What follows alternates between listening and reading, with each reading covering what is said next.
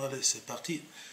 Nous allons remercier le Seigneur pour la sœur Jeannick qui va nous faire son exhortation dans le cadre d'un cas pratique, puisque le temps est venu de communiquer la vérité présente, après avoir reçu sa croissance spirituelle, ses enseignements.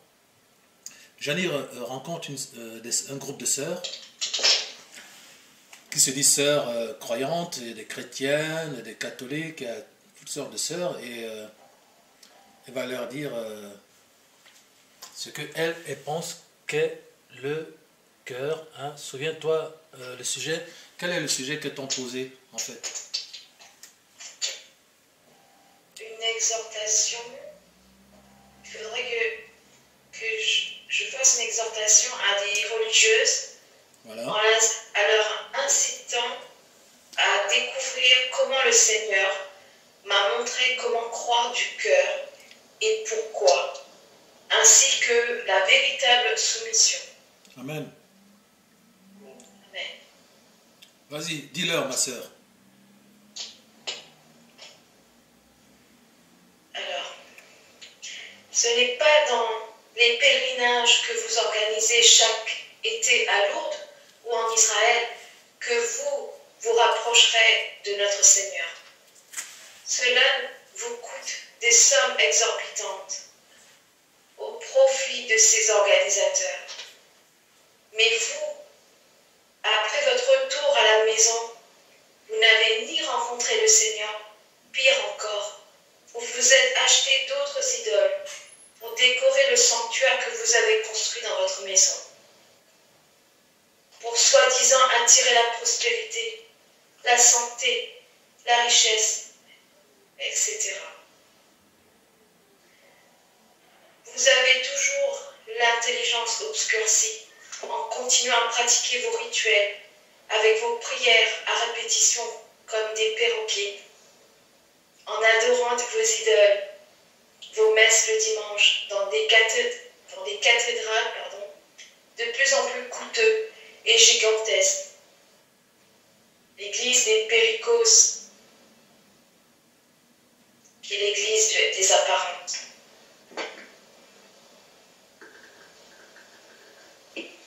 Après avoir autrefois fonctionné, je dirais même dysfonctionné comme une religieuse, à pratiquer presque tout ce que je viens de citer, après échec sur échec, le Seigneur s'est enfin révélé à moi.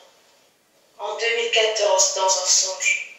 Ce matin-là, vers 2h, 3h, je dormais, mais je me sentais mal, comme beaucoup d'autres soirs passés, car j'étais souvent attaquée durant mon sommeil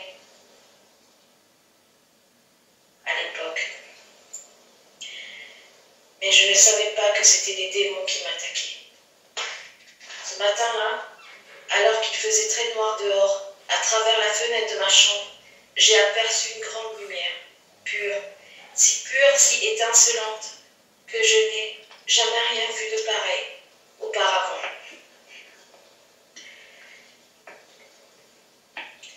Que je sentais que mon corps se froissait comme une feuille de papier. Et dans cette lumière, une voix s'est fait entendre, et il m'a dit, « Que veux-tu que je fasse pour toi ?» Et moi, effrayé de cette lumière si grande, pure, je lui répondis, « Non, merci. Non, rien, merci. » Quand cette lumière a disparu, je me suis retrouvée de nouveau dans un autre songe, dans lequel je pouvais ressentir un pouce en feu qui s'enfonçait avec une très grande force dans mon front. Et à un moment, j'ai ouvert la bouche pour respirer, tellement que cela me brûlait le front. En ouvrant la bouche, ce feu est rentré dans ma bouche et a traversé toute ma gorge jusqu'à mon ventre. Sur le coup, j'ignorais que c'était le Seigneur. À mon réveil, j'ai su que c'était le Seigneur qui m'avait visité et qui m'avait parlé. Il avait déposé en moi la soif et le désir réel de le chercher. Psaume 63, verset 2. Ô Yahweh, Tu es mon aile, je te cherche.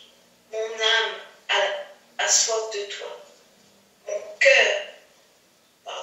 Mon corps soupire après toi, dans une terre aride desséchée, sans eau. Malgré ce zèle pour le Seigneur m'a permis de rencontrer des faux serviteurs,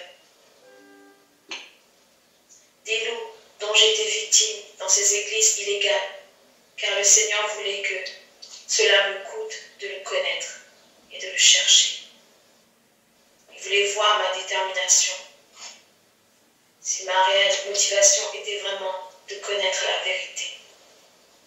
Éphésiens, chapitre 4, verset 14. Afin que nous ne soyons plus des enfants flottants et emportés à tout vent de doctrine, par la tromperie des hommes, par la ruse, dans les moyens de séduction. Malgré ces persécutions, ces découragements, par le comportement de ces serviteurs de Satan, qui se font passer pour les serviteurs de Yoshua, notre Seigneur. 1 Corinthiens chapitre 10, verset 13. Aucune tentation ne vous est survenue qui n'a été humaine, et Yahweh est fidèle.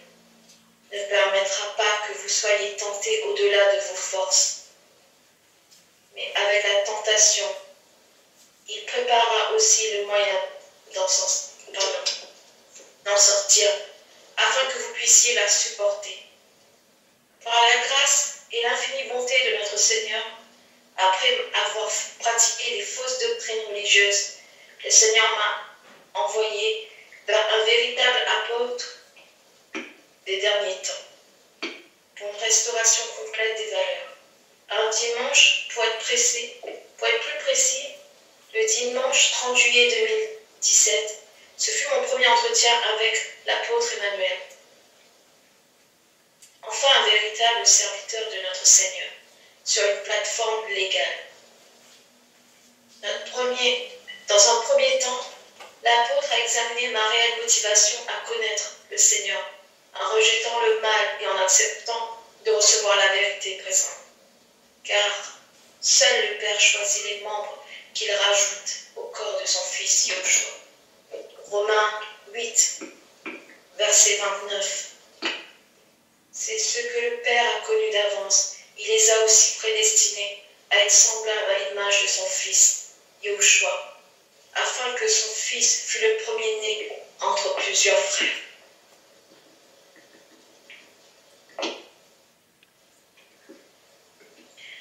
Ensuite, l'apôtre m'a emmené à connaître le Seigneur en me communiquant le Seigneur par la révélation de son caractère qui me transforme chaque jour à son image pour devenir comme lui à travers un enseignement approfondi, non seulement par le langage, mais aussi par une démonstration d'esprit et de puissance que je n'avais jamais eu connaissance dans le passé.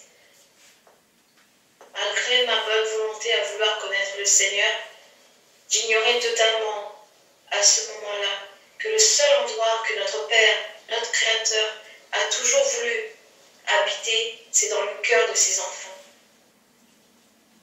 L'église du Pécos, l'église du cœur, et non dans ces bâtiments en pierre faits de main d'homme que vous appelez églises, qui sont les églises de Péricos, l'église des apparences, qui autrefois, dans l'ignorance, j'appelais également aussi église, comme vous. Apocalypse 3, verset 20. Voici, je me tiens à la porte et je frappe. Si quelqu'un entend ma voix et ouvre la porte, j'entrerai chez lui. Je souperai avec lui et lui avec moi. Il s'agit ici de la porte de notre cœur que le Seigneur est en train de frapper. Encore, il faut connaître la définition du cœur par révélation pour pouvoir développer une relation intime avec le Seigneur afin de commencer une réelle marche avec lui. Seuls les apôtres de Yoshua ont reçu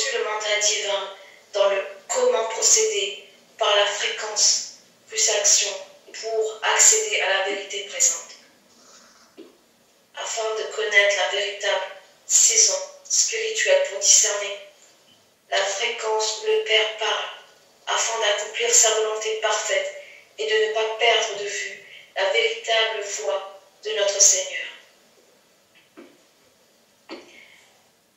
L'apôtre Emmanuel m'a donné un enseignement sur mesure sur le cœur, en appuyant sur les bases juridiques, que j'ai la joie de pouvoir le partager aujourd'hui avec vous.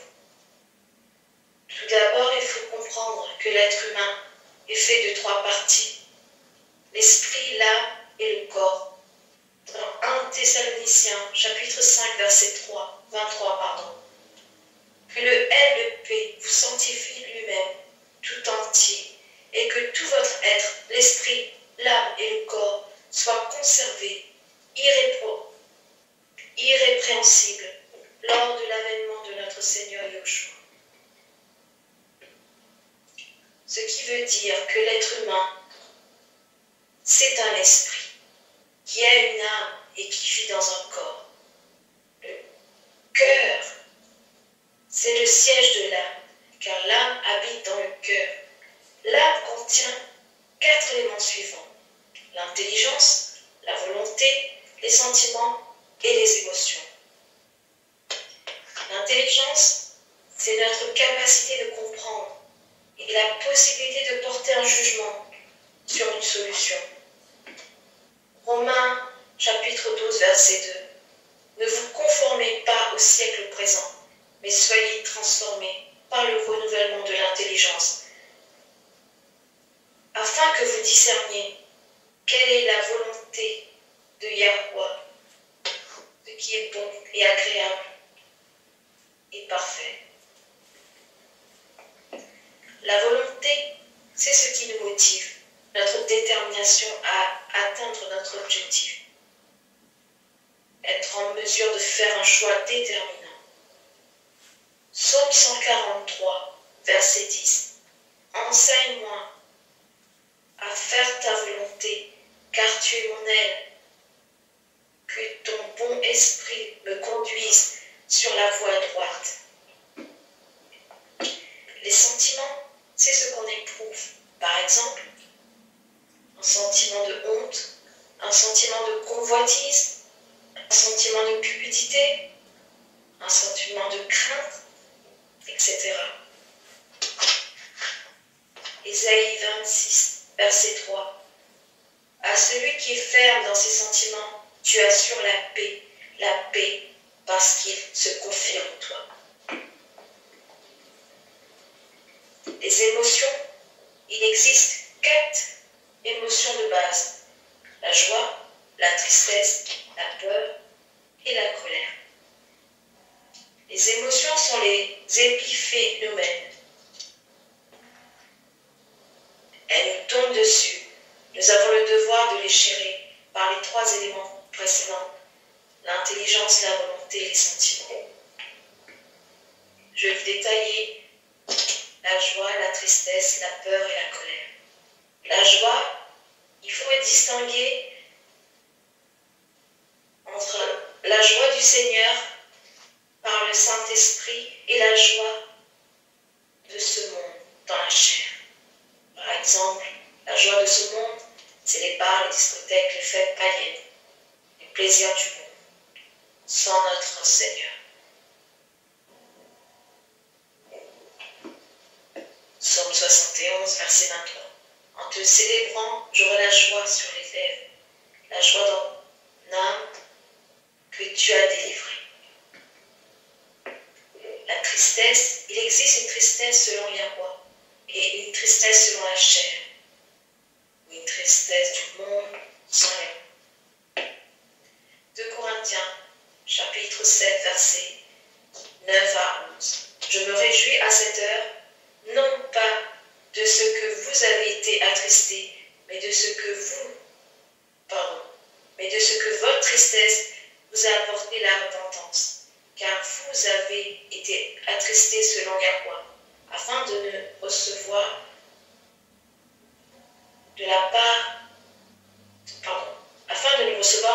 de notre part aucun dommage.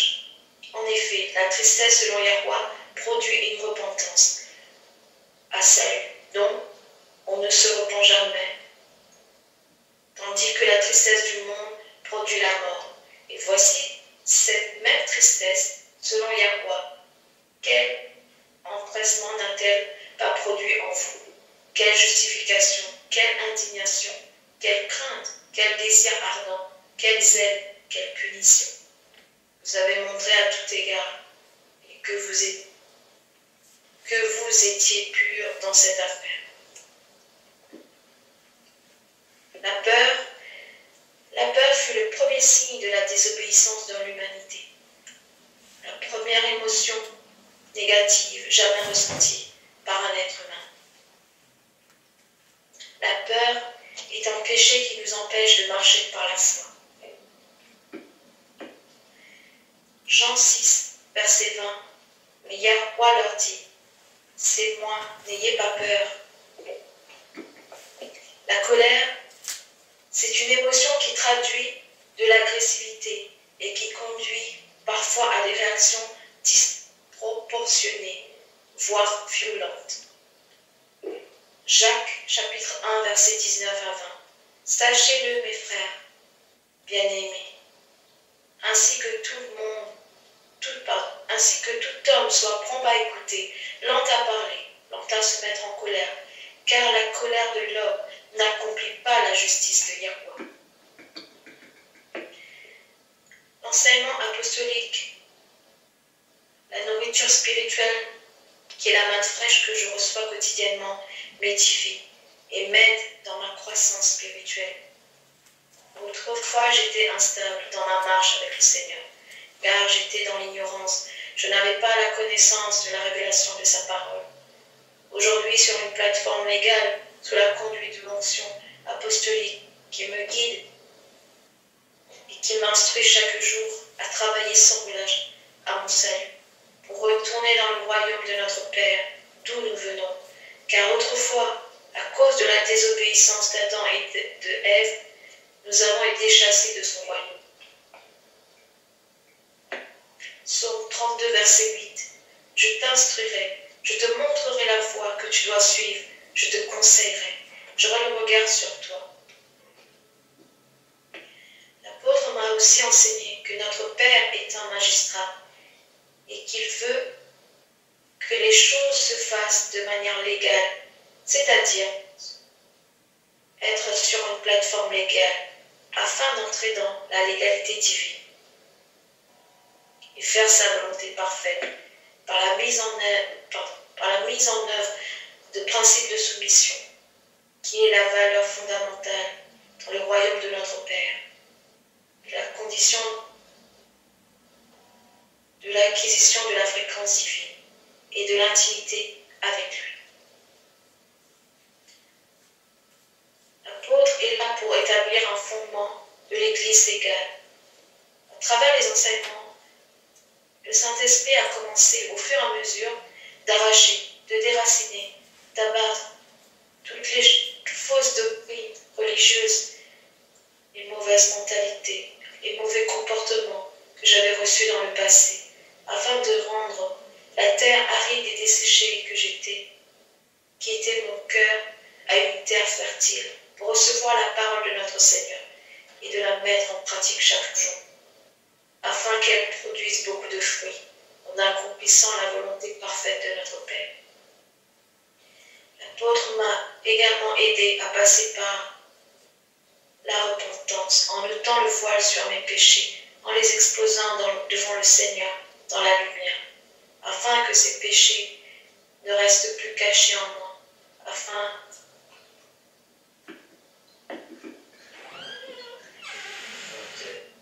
de couper tous les liens qui me reliaient inconsciemment au monde du ténèbre.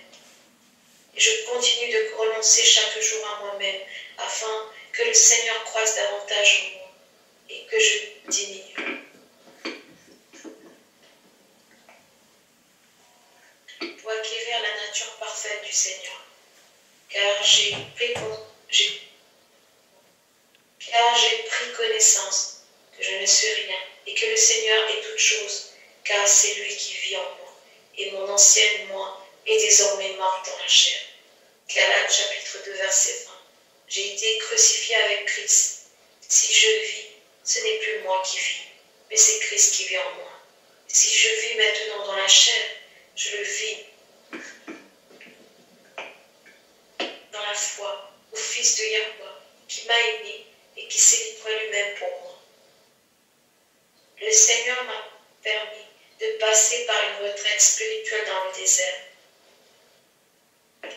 là où il n'y avait aucune autre issue que lui, afin de me faire prendre conscience que je devais lui faire confiance à lui uniquement, quelles que soient les difficultés que je devrais affronter désormais.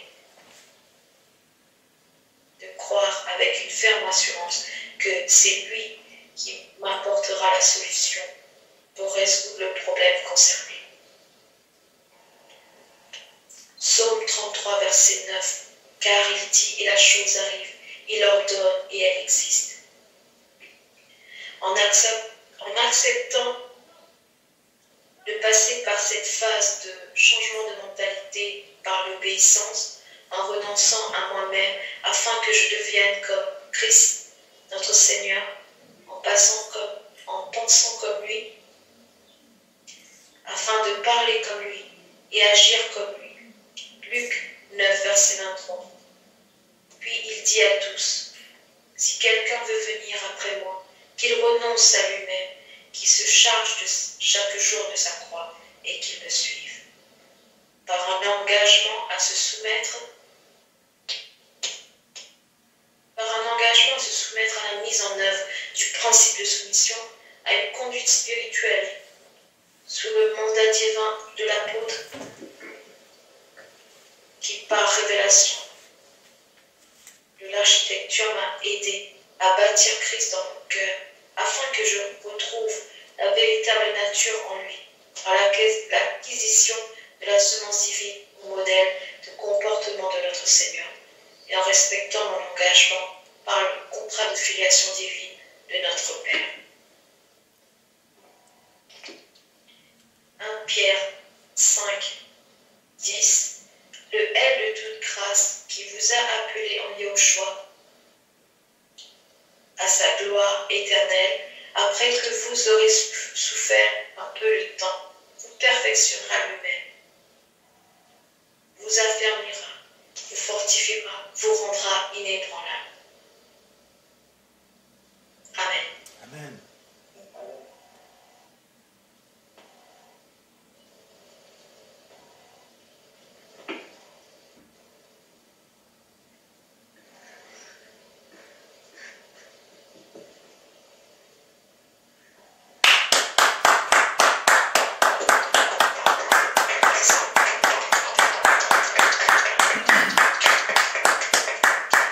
Merci ma bien-aimée.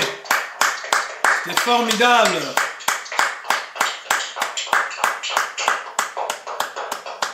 Alléluia. Je suis très ému par ce témoignage de notre sœur Janie, qui m'a donné un peu de distance par rapport au travail que moi-même en tant qu'apôtre j'accomplis dans cette église.